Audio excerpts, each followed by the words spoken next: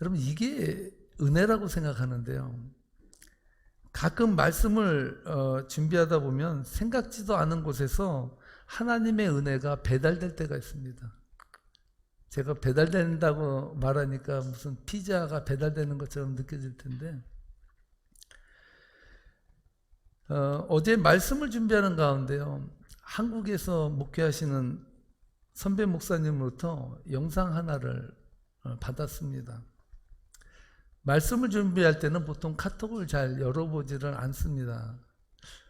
그래서 이분이 보낸 카톡도 열어보지 않다가 저녁이 돼서야 카톡을 열어봤습니다.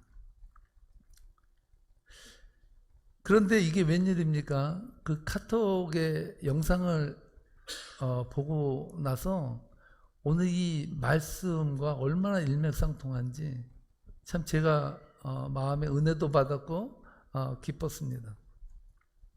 아메리카 갓 탤런트에 출연한 여자 가수의 이야기인데요.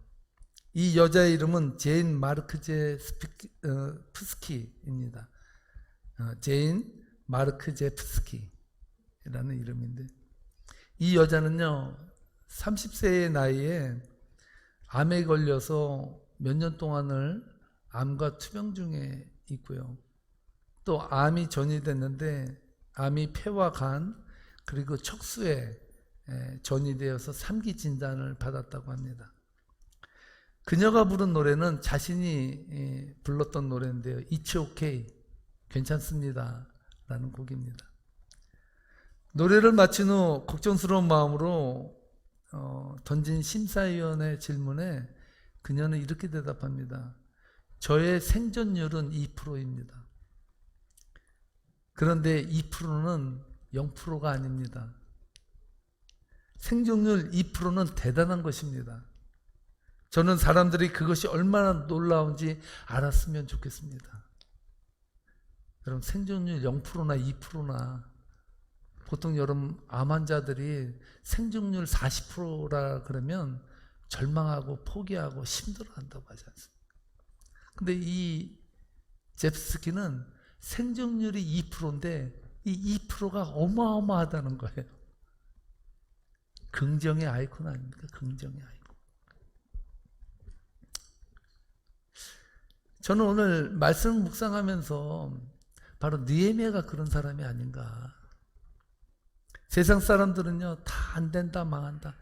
예루살렘 성을 중건한다고? 누가? 어떻게? 언제? 얼마나 걸려서?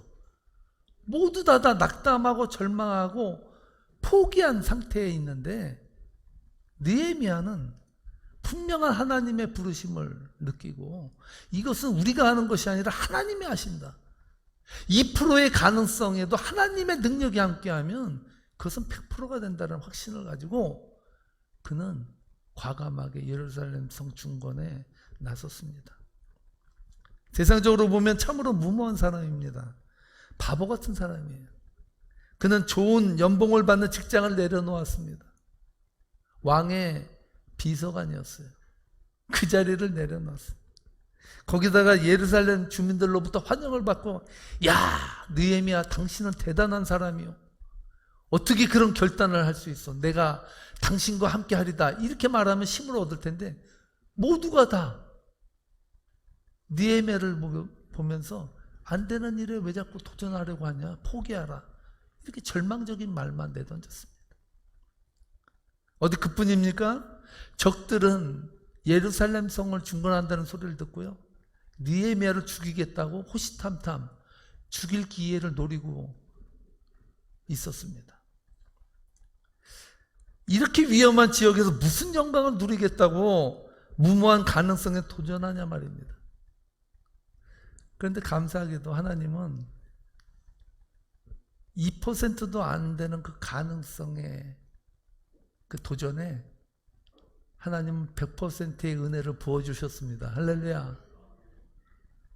예루살렘 성이 중건되는 해피엔딩을 우리는 맞게 되었다는 거예요.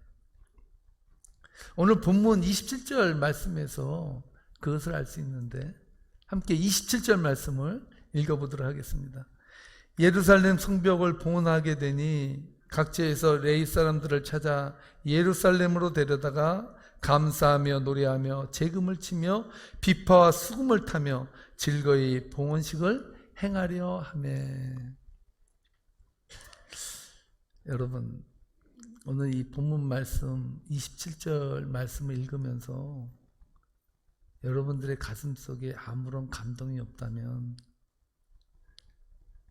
여러분들은 느헤미야와 관계없는 사람입니다. 느헤미야가 이웃나라 옆집 아저씨쯤 될 겁니다.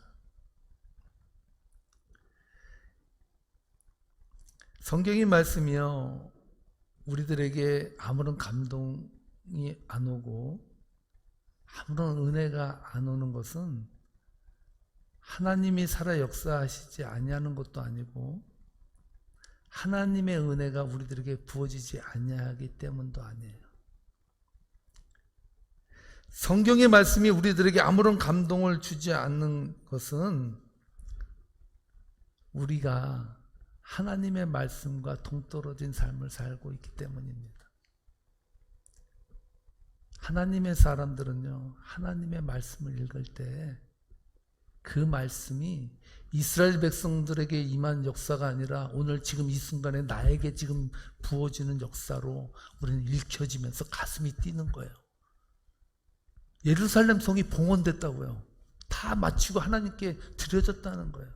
예루살렘 성이. 그토록 부정하고 사람들이 안 된다고 하고 절망스럽게 얘기했던 그 예루살렘 성 중건이 다 준공되고 나서 하나님께 지금 드려지고 있다는 사실이에요. 가슴 뛰지 않습니까? 여러분들의 인생에서 그런 역사가 일어난다고 생각해 보세요. 이것은 대단한 사건입니다. 이것은 전적으로 하나님의 은혜인 것입니다. 율법의 말씀이 있는지조차 모르고 있던 이스라엘 백성들이요, 예루살렘 성이 중건되고 나서 어떻게 했습니까? 하나님의 말씀을 듣기 위해서 새벽부터 모이기 시작했어요. 하루 종일 하나님의 말씀을 듣는데 그 말씀을 서서 들었대요. 어디 그뿐입니까? 그 말씀을 들으면서 듣고 또 들어도 기가 막힌 자신의 이야기로 들려지더라는 거예요. 기가 막힌 이야기로. 자신들의 선조들의 이야기가 결국에는 자신들의 삶의 이야기로 들려지면서 그 말씀이 깨달아지니까 얼마나 기뻐하는지. 말씀에는 그 능력이 있습니다. 하나님의 말씀은 살았고 운동력이 있어. 우리의 영과 관절과 혼과 골수를 찔러 쪼개기까지 하는 놀라운 은혜가 풍성한 것이 바로 이 말씀이에요. 요즘 수요 예배를 통해서 저희들은 바이블 타임을 통해서 제가 여러분들에게 던진 질문들의 답을 한 내용들을 가지고 여러분들이 그 말씀을 읽다가 이해 못한 부분들을 함께 질문하고 또 묵상하고 그렇게 말씀을 읽어나가고 있는데요.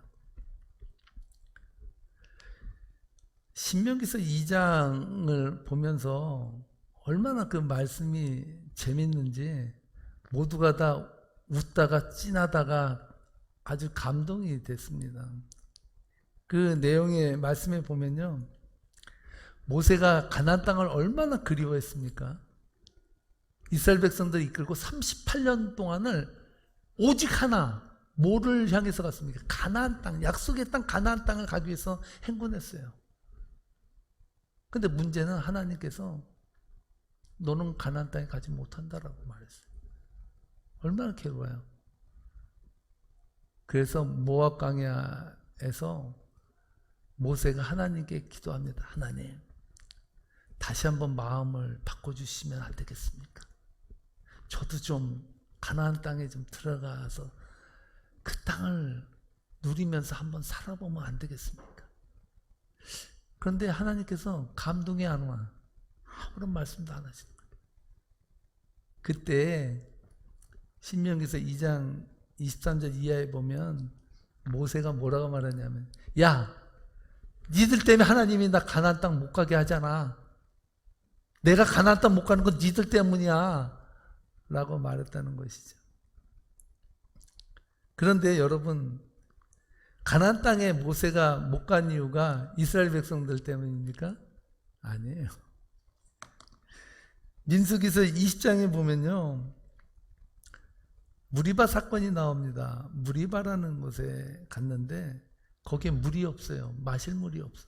그러니까 백성들이 모세를 향해서 야, 물이 없어 죽겠다. 너 빨리 우리에게 물 안 주면 너 가만.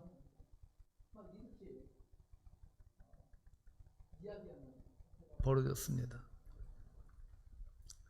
그러니 모세가 얼마나 답답하고 화가 났겠습니까? 하나님께 간구합니다.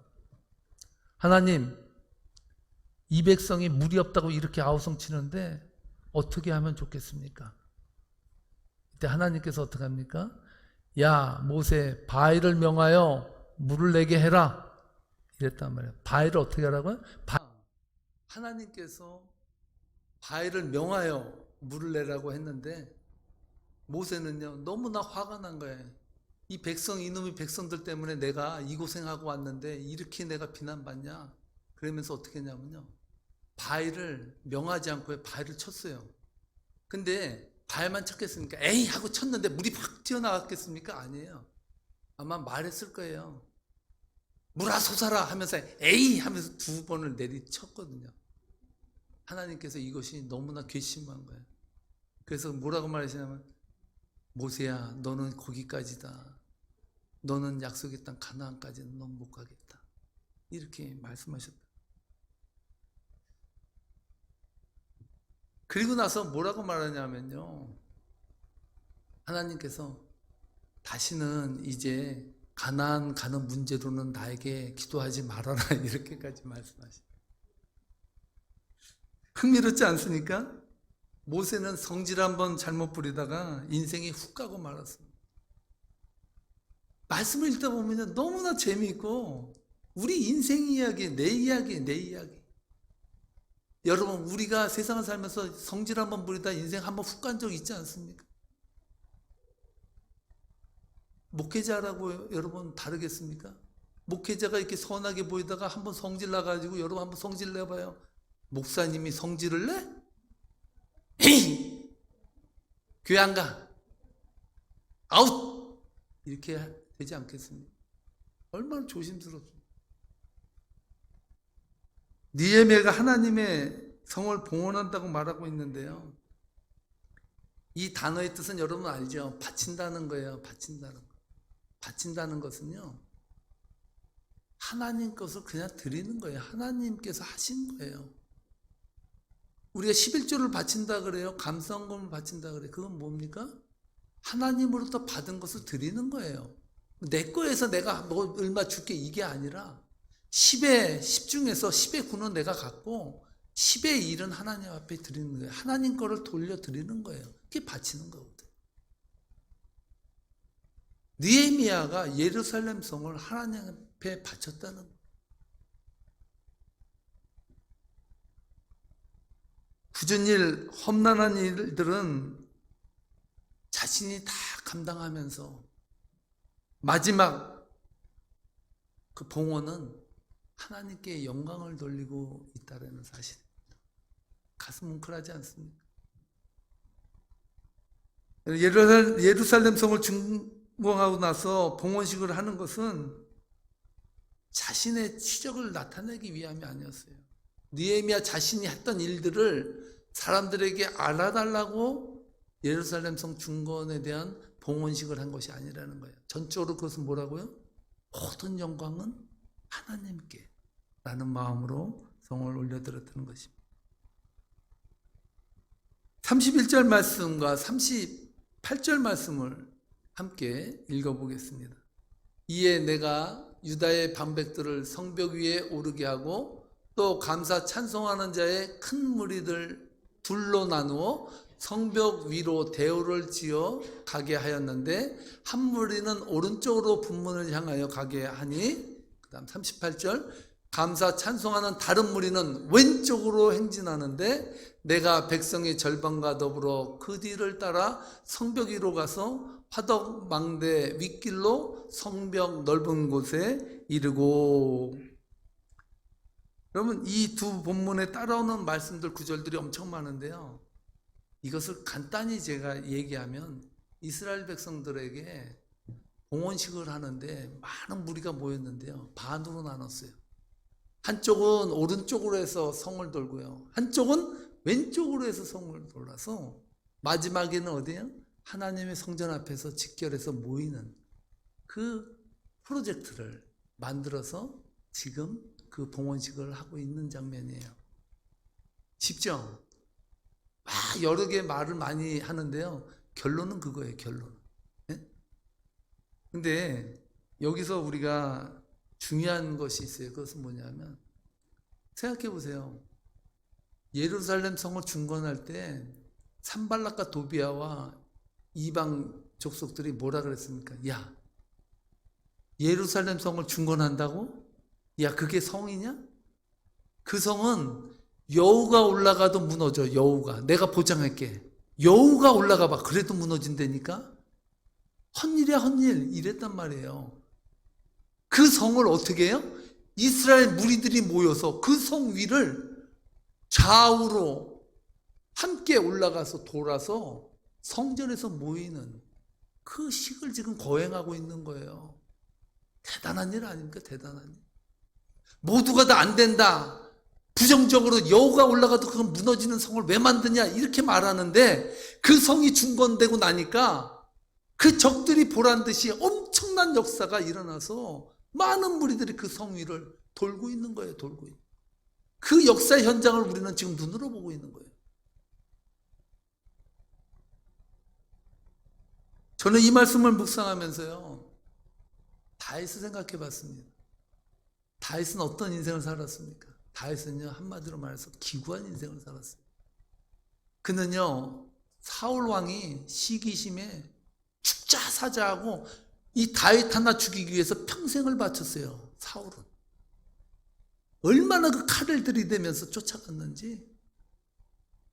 너무나도 절망적인 상황이 한두 번이 아니었어요. 어디 그뿐입니까? 자신이 낳은 셋째 아들 압살롬이요, 왕위를 자기가 찬탈하겠다고 자기 아버지에게 칼을 겨누고 죽인다고 쫓아왔어요. 자식이 자신을 죽인다고 쫓아오는 그 칼날을 피해서 도망가면서 울면서 그는 도망자의 길을 걸어갔어요. 정말 기구하지 않습니까? 사면에 자기의 우구는 거의 없어요. 사면 초과예요. 완전히 절망과 고통 속에서 앞길을 알 수 없는 인생을 살아갔던 사람이 다윗입니다.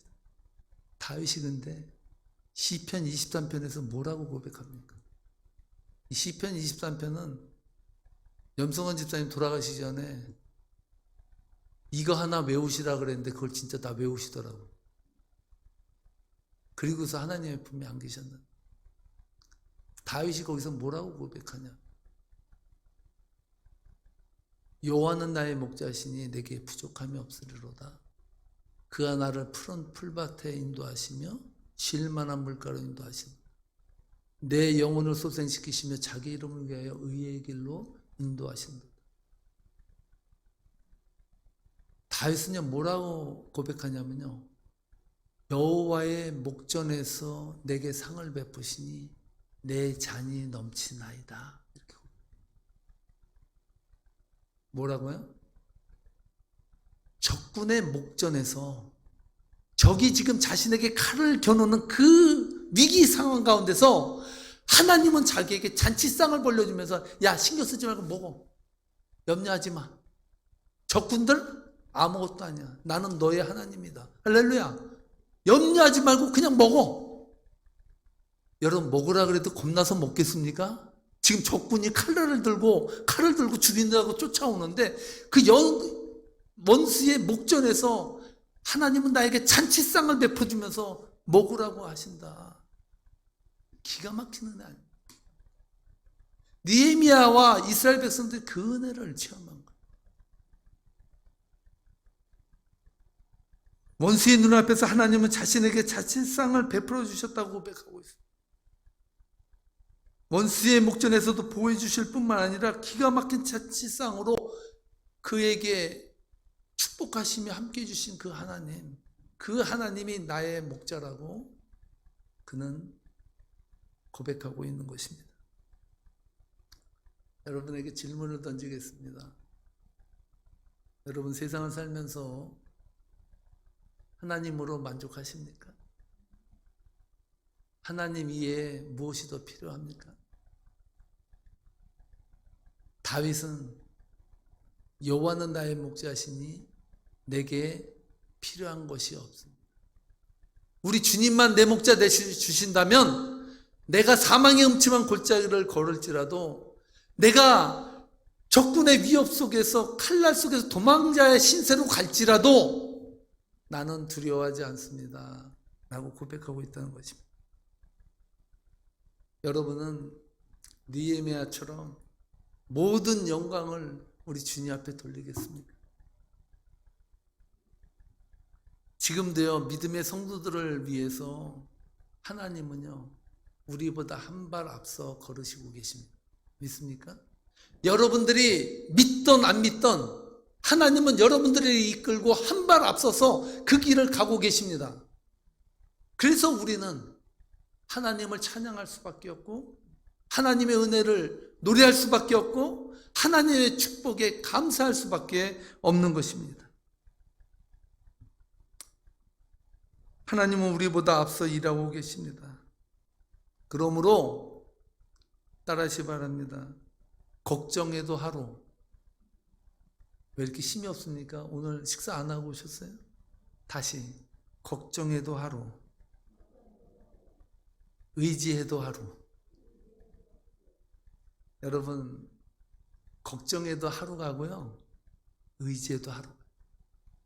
결국에 인생 돌아보면요, 우리가 잠 못 자고 불멸의 밤을 태우면서 혼자서 고민하고 성을 쌓던 모든 것들이요, 깨고 나면 다 모래성이야.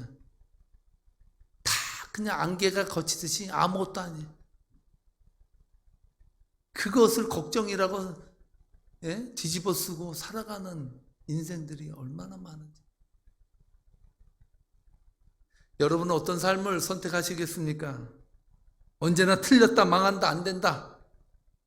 예수님을 믿으면서도 평생 염려와 걱정, 불평과 불만으로 점철된 인생을 사시겠습니까? 아니면 모든 것을 하나님께 맡기고 믿음의 길을 경주하시겠습니까? 그 선택은 여러분들에게 있다는 거예요. 느헤미야는 선택했습니다.